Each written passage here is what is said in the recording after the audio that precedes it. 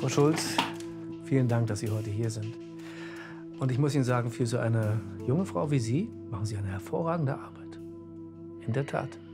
Uns ist gleich aufgefallen, dass Ihre Abteilung seit Ihrer Übernahme hervorragend läuft. Und solch ein Management, das brauchen wir. Ihre Zukunft ist vielversprechend. Es gibt da nur ein kleines Problem. Diese Science Corps. Es sieht nicht so aus, als hätten Sie sie wirklich im Griff. Es gibt immer wieder Beschwerden über den Podcast. Sie sind zu kontrovers. Sie entfremden das Publikum. Unser Ziel hier ist, Information demokratisch und für die Menschen zugänglich zu machen. Vielleicht wäre es besser, diesen Podcast zu beenden. Vielen Dank für Ihr Feedback. Ich weiß Ihre Worte zu meiner Arbeit wirklich sehr zu schätzen. In Bezug zu den Science Cops muss ich Ihnen jedoch respektvoll widersprechen. Ihr Verhalten mag schlecht sein, das stimmt, aber Ihre gute Arbeit überwiegt doch im Vergleich zu den Nachteilen. Nehmen Sie zum Beispiel, wie Sie gegen MMS ermittelt haben. Die Informationen, die Sie dort verbreiteten, hätten Leben retten können.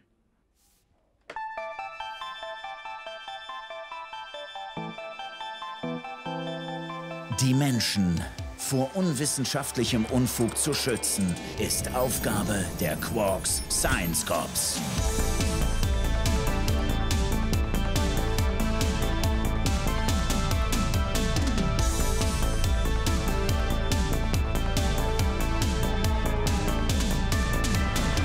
Das sind ihre Fälle. Was ist los? Hast du schon wieder Rückenschmerzen? Nee, mein Ehering. Ich habe ihn entweder vergessen oder noch schlimmer verloren. Das ist nicht gut, Max. Es geschehen unangenehme Dinge, wenn ich keinen Ehering trage. Alles klar. Hallo, sorry, ist das hier das Science Corps Büro? Ja, schon, ja. Voll cool, ihr seid ja wirklich. Ich bin Emily.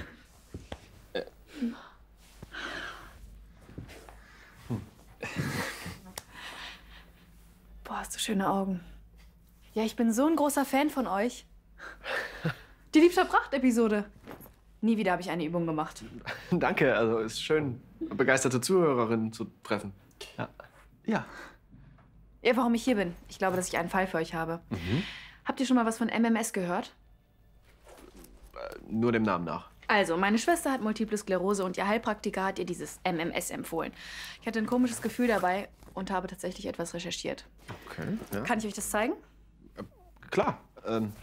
Setz dich doch da vorne und dann schauen wir mal.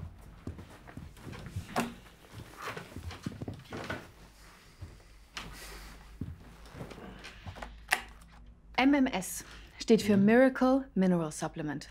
Es hat auch einen anderen Namen, dann heißt es CDL, was für Chlordioxidlösung steht. Es ist eine Lösung, die aus Natriumchlorid und Salzsäure hergestellt wird, die dann mit Wasser verdünnt wird. Natriumchlorid mit T oder mit D am Ende? Natriumchlorid mit T. Eieiei. Was? Nee, red erst mal weiter. Okay, also MMS kann man als fertige 0,3%ige Lösungen kaufen. Dann heißt es CDL. MMS soll viele Krankheiten wie Malaria, AIDS, MS und andere heilen können. Ich habe versucht, Studien rauszusuchen, aber ich habe keine Ahnung, welche davon seriös oder Bullshit sind. Und jedes Mal, wenn ich weiter recherchiere, lande ich bei irgendwelchem religiösen Zeug. Denkt ihr, dass ihr mir weiterhelfen könnt? Ja, klar. Ey, das ist definitiv ein Fall für die Science Corps. Ihr seid süß. Danke für die Hilfe. Ja. Gerne. Kein Problem. Ja. Meine Nummer.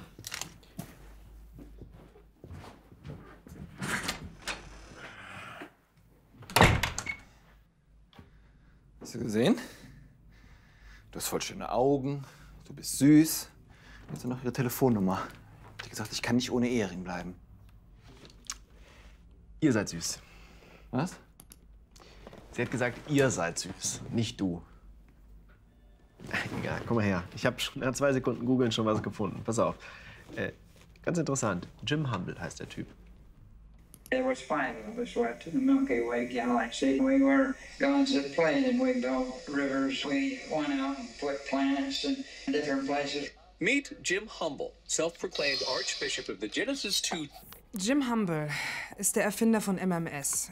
Er behauptet, er sei ein Milliarden Jahre alter Gott aus der Andromeda-Galaxie, der auf die Erde geschickt wurde, wo er das Wundermittel MMS entdeckte. Er hat sogar seine eigene Kirche gegründet, um das MMS-Wort zu verbreiten. Verstehen Sie mich nicht falsch, Frau Schulz. Diese Geschichte klingt ja durchaus interessant, aber sie scheint nicht so relevant zu sein. Es ist Sensationsjournalismus. Sowas machen wir hier nicht. Was sind denn die tatsächlichen Fakten dieser Geschichte? Also.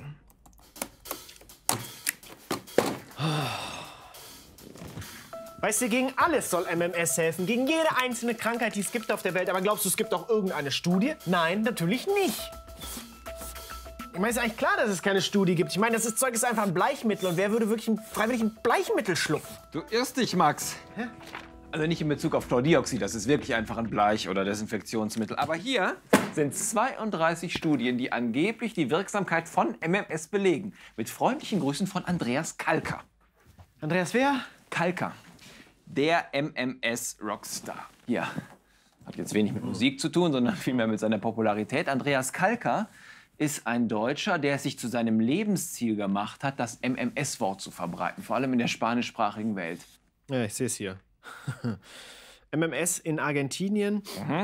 Behörden leiten Ermittlungen gegen Andreas Kalker Ja, ein. er ist angeklagt, aktiv zum Tod eines Kindes beigetragen zu haben. Und zwar indem er die Eltern angeblich dazu überredete, ihrem Kind Chlordioxidlösung als Schutz vor Corona zu geben. Das Kind starb nach Einnahme des Medikaments, vermutlich aufgrund der Wirkung. Jetzt drohen Kalker bis zu 25 Jahre Haft. Und das sind erst die jüngsten Anschuldigungen. Schon 2012 wurde er in Spanien wegen Werbung für MMS verhaftet. Und trotzdem schreibt hier das ARD-Magazin Kontraste, dass der noch 2015 Beratungen in Deutschland durchgeführt hat. 20 Minuten für 100 €. Ist ja unfassbar. Ja, das ist Andreas Kalker. Und das hier sind die Studien, die er uns geschickt hat, als Beleg. Und die gehen wir jetzt durch. Du diese Hälfte, ich die hier. Alles gründlich durchgehen. Ja, ja, ist ja gut. Nicht nur Abstract lesen. Ja, schon klar. Studie Nummer 18. Norio Ogata, Jahr 2008. Hörst du mir zu, Max?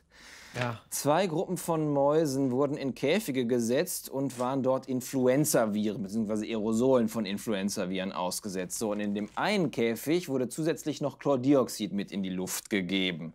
Ergebnis, in dem Käfig, wo das Chlordioxid mit drin war, war die Virenkonzentration bei den Mäusen niedriger. Und nach 16 Tagen waren in dem Käfig ohne Chlordioxid die meisten Mäuse tot. Und in dem mit Chlordioxid lebten sie noch. Toll, und jetzt? Das sagt uns nur, dass Chlordioxid Viren in der Luft abtötet. Es sagt rein gar nichts über irgendwelche Effekte im menschlichen Körper. Pass auf.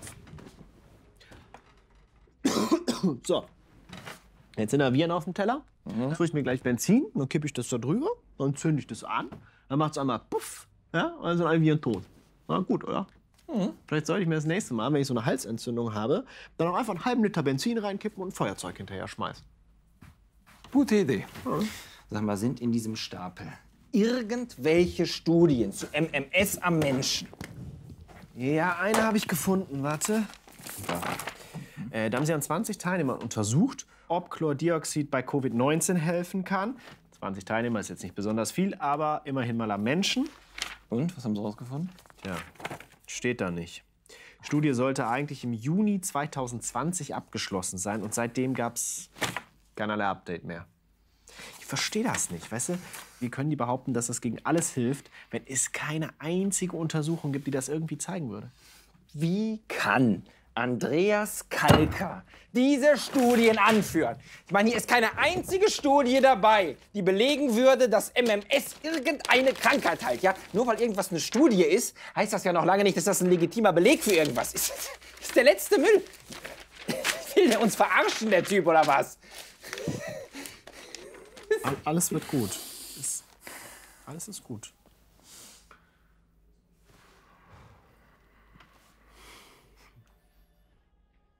Wenn das die Fakten sind, dann sollten Sie auch das liefern. Keine eigene Meinung. Als Journalisten sollten wir den Menschen nicht vorschreiben, was sie tun oder nicht tun sollen. Aber das ist was anderes. MMS ist gefährlich.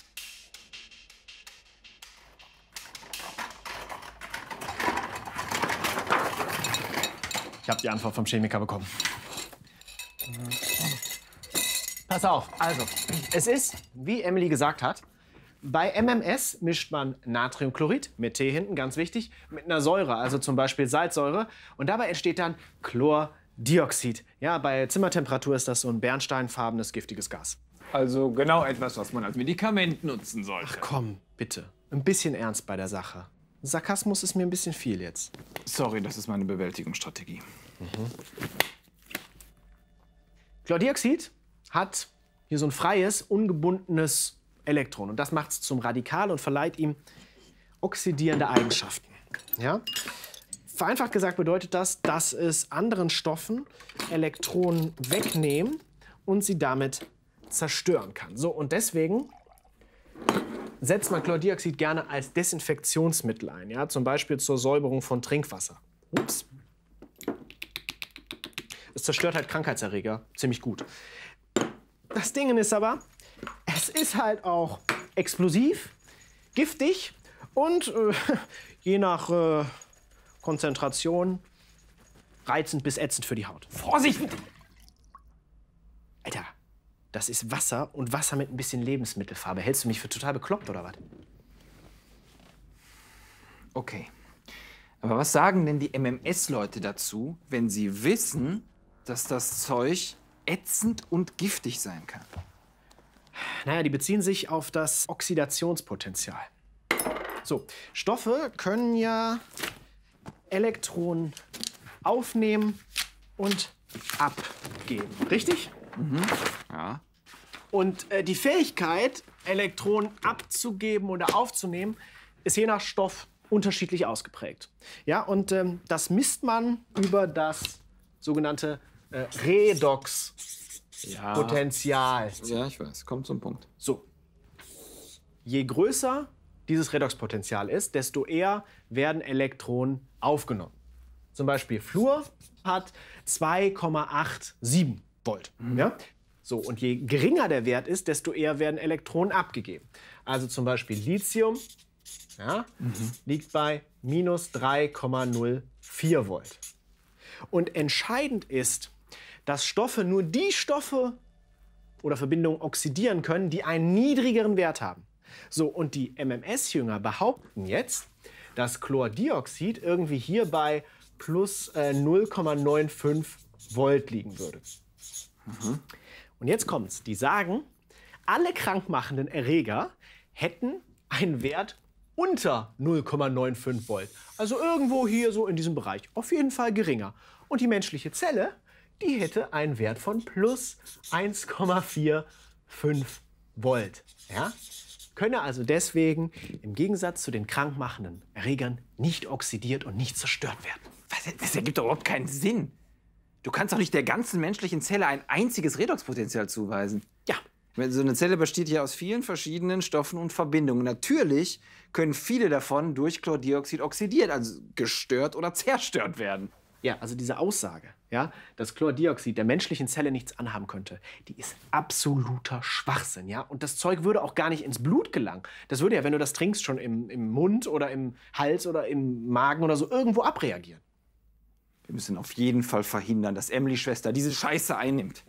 Ich rufe sie jetzt an.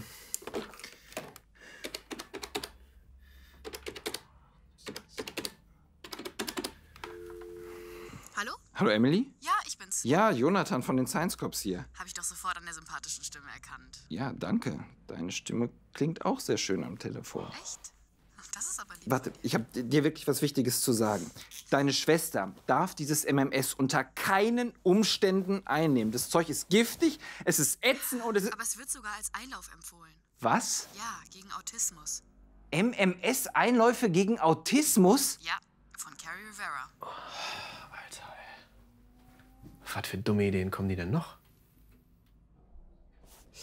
Carrie Rivera ist eine überzeugte Befürworterin des MMS als Behandlungsmethode für Autismus.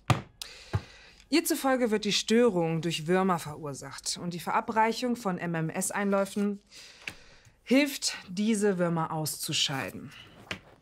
Hier. Und die Kinder scheiden auch etwas aus, das aussieht wie Würmer. Aber in Wirklichkeit sind das Teile der Darmschleimhaut. Das ist Kindesmisshandlung.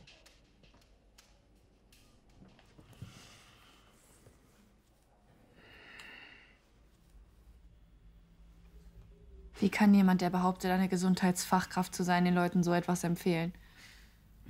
Manche Menschen sind einfach so dumm, dass sie alles glauben, was man ihnen erzählt. Ich hätte auf meine Frau hören und diese Scheiße gar nicht erst kaufen sollen. Ja, aber es ging doch um dich. Also, wieso dann diese Geschichte mit deiner Schwester? Ihr seid ja klug, aber nicht die Nettesten. Ich wollte nur die Infos bekommen, ohne mich dumm zu fühlen. Ja, aber du bist ja nicht dumm. Also diese Betrügereien, die sind ja räuberisch und die sind darauf ausgelegt, dass Menschen darauf reinfallen. Besonders wenn sie in verletzlichen Situationen sind. Die Leute, die das Zeug verkaufen, setzen auch gezielt anekdotische Beweise ein, also Erfahrungsberichte, um die Leute dazu zu bringen, an die Wirksamkeit zu glauben. Das ist alles darauf ausgerichtet, dass Leute wie du darauf reinfallen. Leute wie ich. Na gut.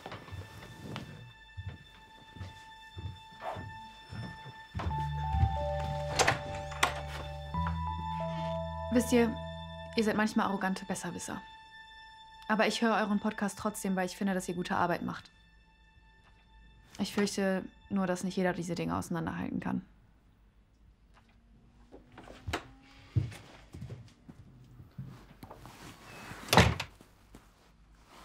Frau Schulz, ich verstehe den Ernst der MMS-Situation. Aber wenn wir anfangen, zu jedem ernsten Thema Ratschläge zu erteilen, schaffen wir einen Präzedenzfall, in dem man uns vorwerfen kann, nicht unvoreingenommen zu sein. Wir verbreiten Fakten, keine Meinung. Wir geben den Menschen den Schlüssel. Die Entscheidung, die Tür zu öffnen, liegt aber bei ihnen selber. Und wenn wir es richtig machen, ist das hoffentlich genug, dass die Leute die richtige Entscheidung treffen.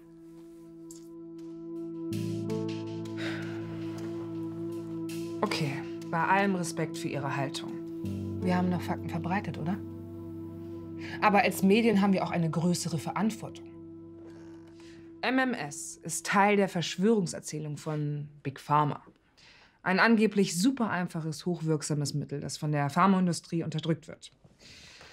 Die MMS-Leute wollen den Menschen etwas verkaufen, das nicht nur nutzlos ist, sondern auch tödlich ist.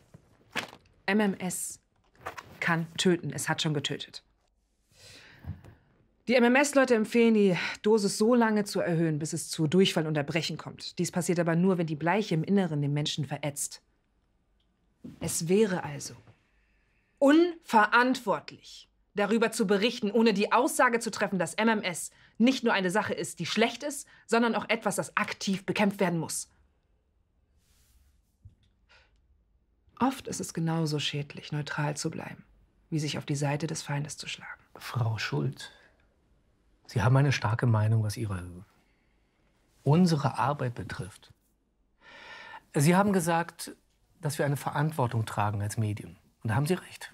Wir Medien haben die Verantwortung, Informationen demokratisch und für so viele Menschen wie möglich bereitzustellen. Information ist Macht. Genau. Unsere Programme sollten so gestaltet sein, dass sie alle erreichen. Wir haben eigentlich gedacht, dass Sie mit dem Journalismus, wie wir ihn machen, einverstanden sind. Wir haben keinen Feind. Wir sind im Grunde ein öffentlicher Dienst. Wir möchten allen Menschen dienen.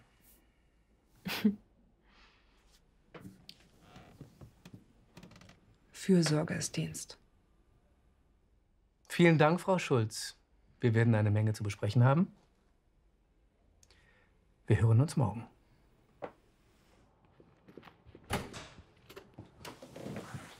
Wie war's?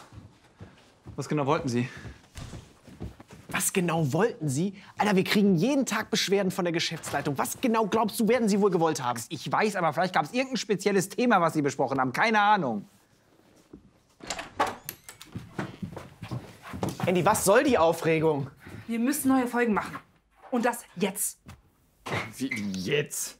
Ja, ich möchte nicht bis morgen warten, um zu erfahren, dass der Podcast abgesetzt wird, ohne dass ich was dagegen getan habe. Abgesetzt? Warum denn abgesetzt? Ich dachte, wir kriegen vielleicht die nächste Programmbeschwerde oder eine schriftliche Verwarnung. Aber abgesetzt? Was haben wir bitte falsch gemacht? Maximilian. Ja. Focus. Wir haben keine Zeit. Hier, komm. Was soll ich machen? Wie ihr nicht auf falsche Wundermittel reinfällt. Okay. Überlegt euch was. Auf, zack, los! Und diese Erfahrungsberichte, dass das angeblich, ja, mir hat's geholfen. Ja. Unseriöse Studien. Aufschreiben. Ja. Und auch weltweit verbreitet. Hier, das auch. CBD auch, oder? Genau, das baust du mit ein. Naja, dass die meistens selber ihre Studien nicht gelesen haben. Ja. Habt ihr? Ja. Okay. Ich habe unsere Notizen. Warum hat das denn so lange gedauert? Die Drucker funktionieren um die Uhrzeit natürlich nicht mehr. Das heißt, ich musste alle Drucker wieder neu starten. Dafür brauche ich ein Administratorpasswort. Das Administratorpasswort kriegst du aber gar nicht so einfach. Max. Dafür musst du dich... Aufzeichnungszeit. Ja, Moment. Wo finden wir denn jetzt noch einen Tontechniker? Kurz vor 12. Ich kenne da jemanden. Okay.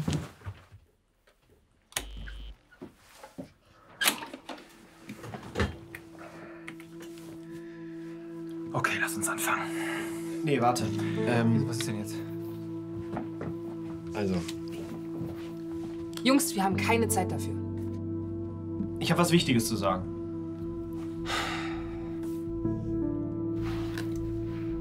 Okay, Max, leg los.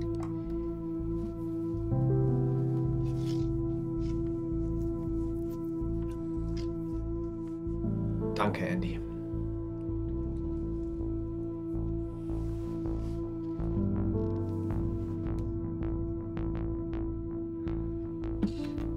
Wir laufen noch. Liebe Leute, wir sind Max und Jonathan und es kann sein, dass das, was ihr jetzt hört, das Letzte ist, was ihr jemals von uns hört. Wir haben darum eine Spezialfolge für euch. Ist nur kurz, aber echt wichtig, denn es gibt sehr viele Leute da draußen, die euch irgendwelche vermeintlichen alternativen Heilmittel andrehen wollen. Angeblich ganz einfache Lösungen für schwere Krankungen. Doch in Wirklichkeit handelt es sich dabei meistens schlichtweg um unwissenschaftlichen Unfug. Im besten Fall einfach nur wirkungslos, im schlimmsten Fall richtig gefährlich. So, und deswegen haben wir jetzt für euch 5 Tipps, wie ihr nicht auf Wunderheiler hereinfallt. Wir starten mit Punkt 1. Das Mittel heilt fast alles und hat keinerlei Nebenwirkung. Das ist das Versprechen, ja? Also Krebs, Autismus, Herz-Kreislauf-Erkrankungen, AIDS, Multiple Sklerose, Diabetes, Demenz und so weiter. Wenn es über ein Medikament heißt, dass es Dutzende oder sogar hunderte Krankheiten heilen oder zumindest vorbeugen soll, dann sollten bei euch alle Alarmglocken angehen.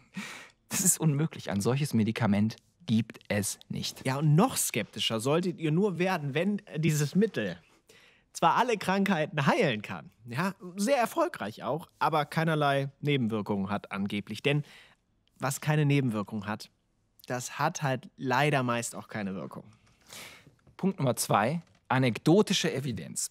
Seid immer sehr skeptisch, wenn euch als Beleg für die Wirksamkeit dieses Mittels einfach nur irgendwelche Erfahrungsberichte von anderen Patientinnen und Patienten gezeigt werden. Also sowas wie, ey, ich habe MMS genommen und ging mir super, danach Beschwerden waren alle weg. Man kann nämlich erstens gar nicht überprüfen, ob das stimmt, ob diese Geschichte überhaupt wahr ist oder ob die sich irgendjemand vielleicht einfach ausgedacht hat.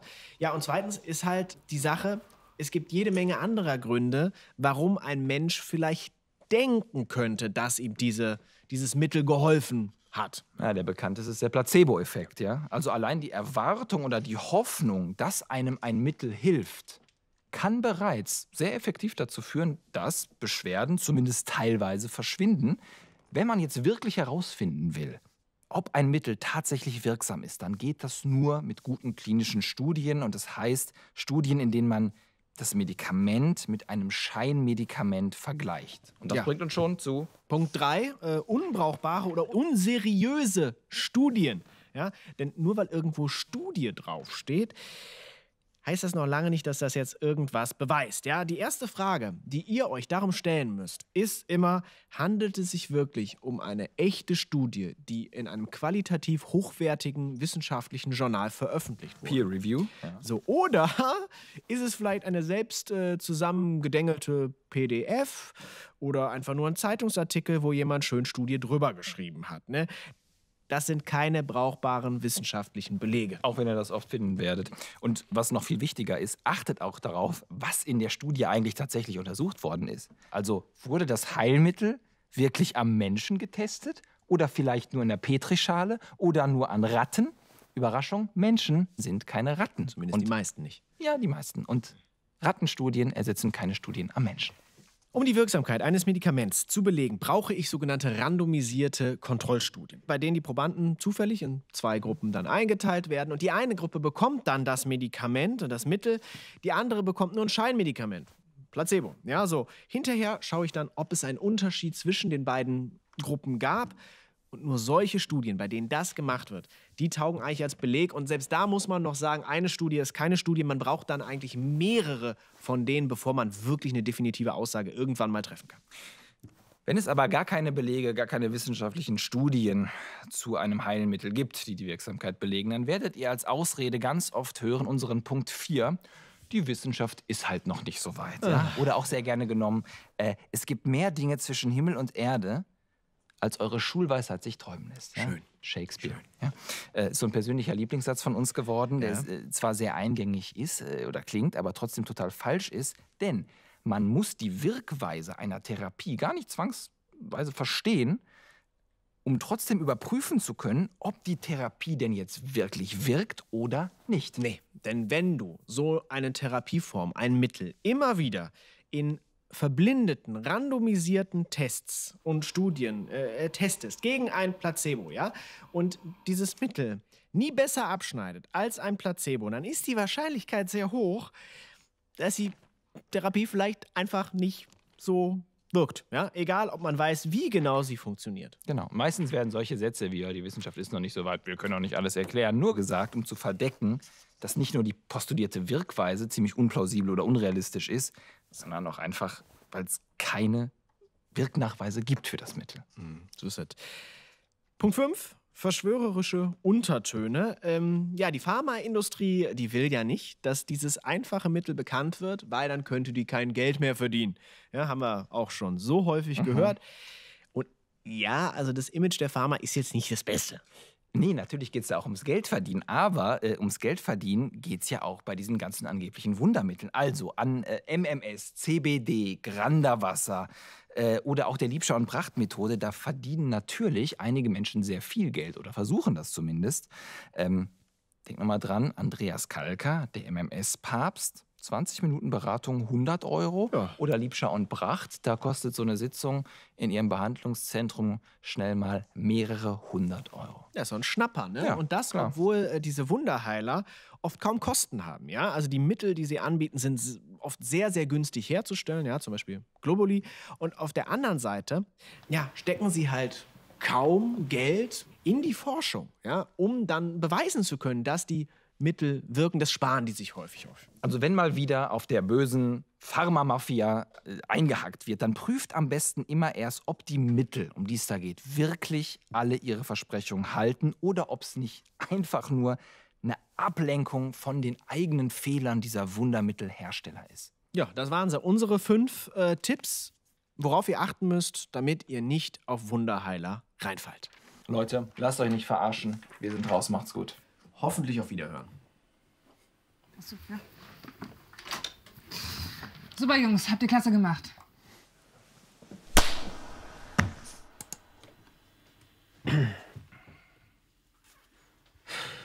Es ist online. Wir haben es geschafft.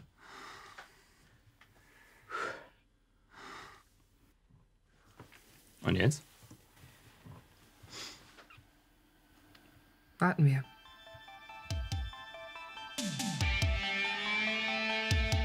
Ich dachte, wir essen was.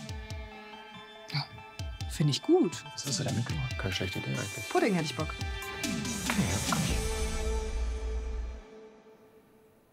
Ja, jetzt warten wir. Und zwar leider etwas länger.